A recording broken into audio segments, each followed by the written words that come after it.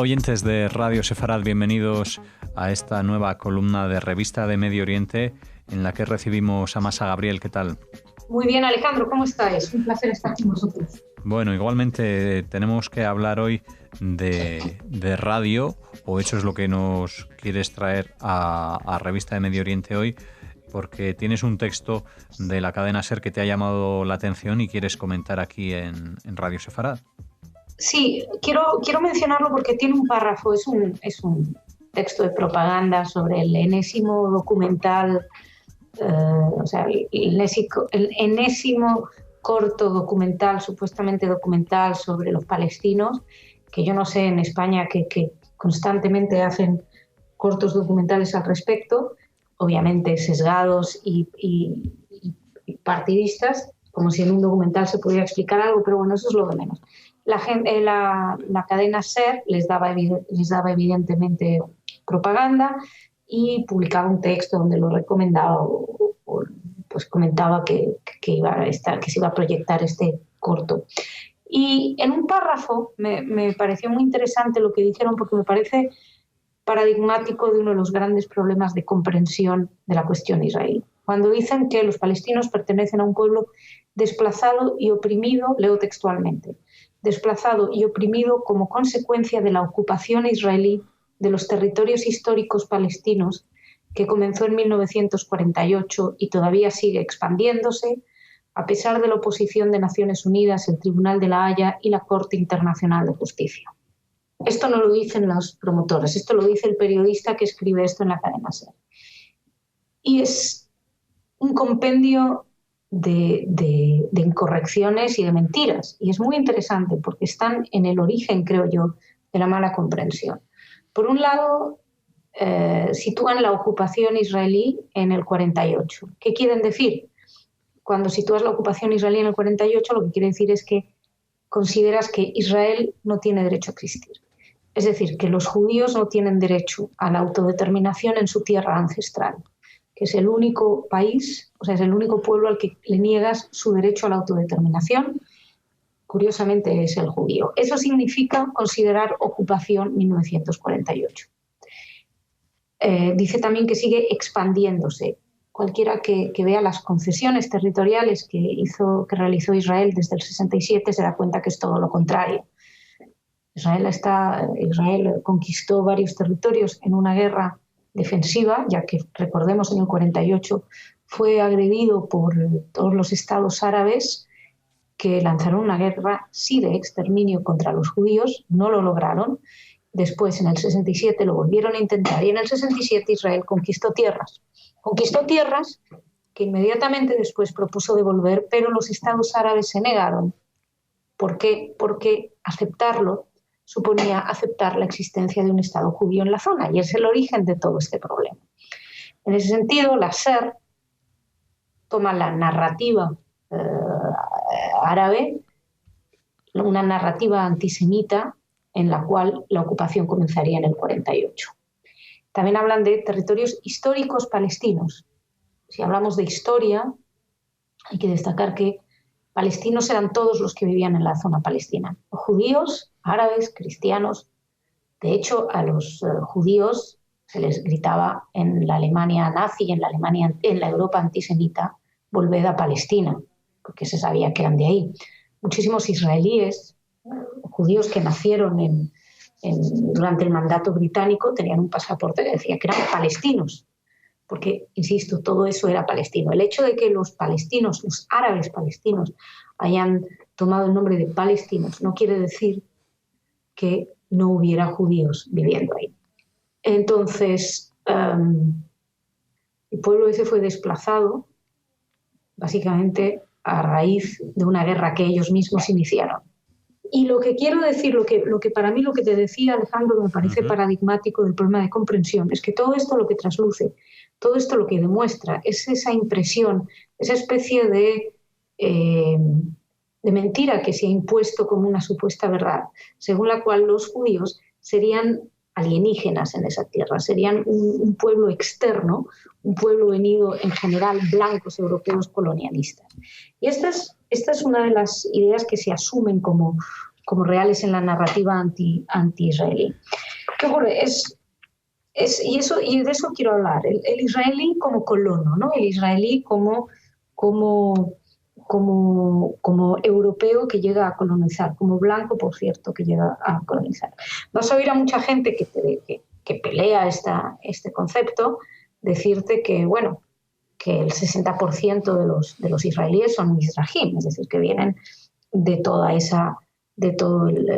la zona de Oriente, con lo cual no serían extranjeros. Es cierto que el 60% de los mizrahim provienen de esa zona, pero no hay que olvidar que los ashkenazim también. Y esta es la parte más difícil de comprender. Israel, sobre todo el sionismo, es un movimiento político que le dio un sentido a una sensación, digamos, le dio más que un sentido, digamos, una realización política a un sentimiento cultural y religioso, que era el famoso El año que viene en Jerusalén, que todas las familias judías, en todas las celebraciones judías, ashkenazim también, sí, se decían.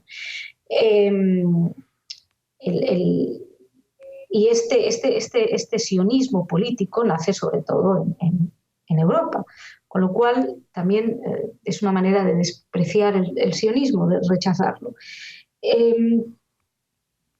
La idea es, los judíos no son de Oriente Medio, con lo cual no tienen derecho moral a reclamar esta tierra. Y esto es lo que yo creo que es muy importante dejar claro que no es así. Lo saben probablemente el 80% de los judíos, pero aquellos que no lo son, que no han indagado mucho, deben saberlo también. El judío en sí no es blanco. El judío fue perseguido históricamente en Europa, de hecho como semita. De ahí viene el término antisemita, que muchos quieren ampliar a los pueblos árabes, no por preocupación por los pueblos árabes, sino porque creen que negando el término, ¿no? Ese famoso yo no soy antisemita porque los árabes también son semitas. Bueno, negando el término no estás negando el hecho, y es más, es muy interesante porque quienes dicen eso parece que están diciendo no soy antisemita porque a los semitas árabes no los odio, solo odio a los semitas judíos. Pero bueno, yendo a lo de los ashkenazim que te estaba diciendo, antropológicamente, básicamente, el pueblo indígena son indígenas de la zona en la que se convirtieron en un pueblo. Y no hay ninguna duda donde surgió el judaísmo. Donde el judaísmo se crea y se convierte, no solamente en una cuestión religiosa, que ese también es un problema, porque vincularlo solo a una religión es negar toda la dimensión étnica, toda la dimensión cultural del judaísmo. Hay infinidad de judíos que no son religiosos y no dejan de ser judíos por no ser religiosos.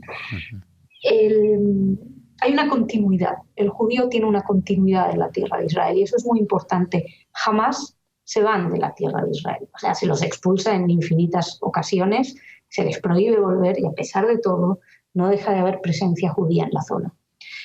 Y esto ligado a toda la vinculación cultural, religiosa, el mismo hecho de que el hebreo es un idioma de la zona.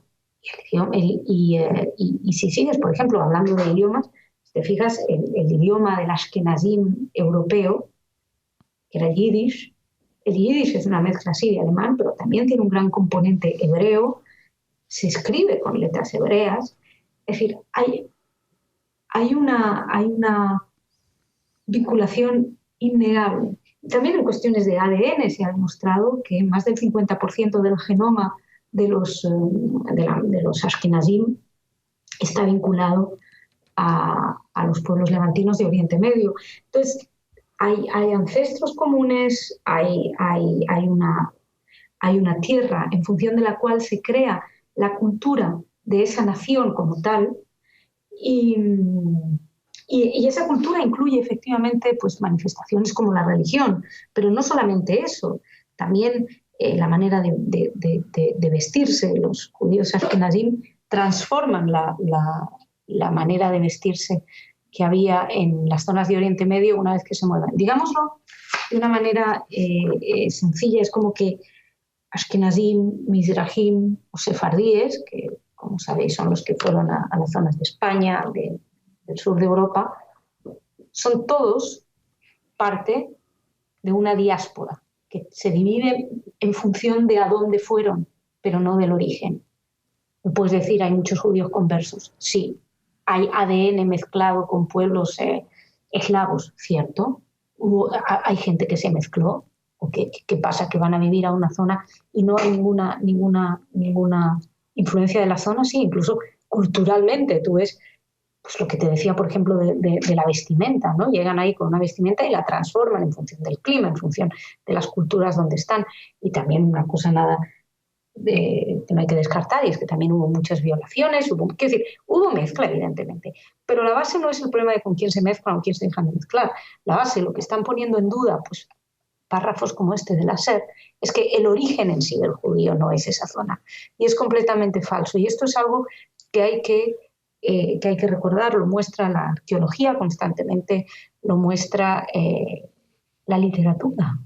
Es decir, todo lo que niega esto es única y exclusivamente parte de una narrativa que si te demuestra, que si te puede llegar a demostrar que los judíos son blancos, colonialistas, pues sienten que van a tener un mayor apoyo. Pero es una gran mentira, y eso hay que dejarlo bien claro. Yo creo que este párrafo creo que mostraba de alguna manera todo eso que subyace, y creo que era muy importante pues desmontarlo y aclarárselo un poco a nuestros oyentes. Que, por cierto, también musicalmente es muy interesante. Estaba leyendo algo sobre la música ashkenazí que decía que incorporaba instrumentos europeos, pero con una musicología de Oriente Medio. Yo creo que esto, sin duda alguna, el Jorge Rosenblum, el director de Radio Sefarad, que además es experto en música, musicólogo, músico él mismo, puede dar más fe que yo de ello. Pues seguro que sí. Gracias, Masa, por acercar a los oyentes, como decíamos, esta columna de Revista de Medio Oriente que hoy has centrado en este tema derivado de ese párrafo de la cadena SER que te llamaba la atención, a raíz de esas investigaciones, esa observación de medios de comunicación que también pueden leer en la página web revistamo.org. Gracias, Masa, y hasta la semana que viene. Muchas gracias a vosotros.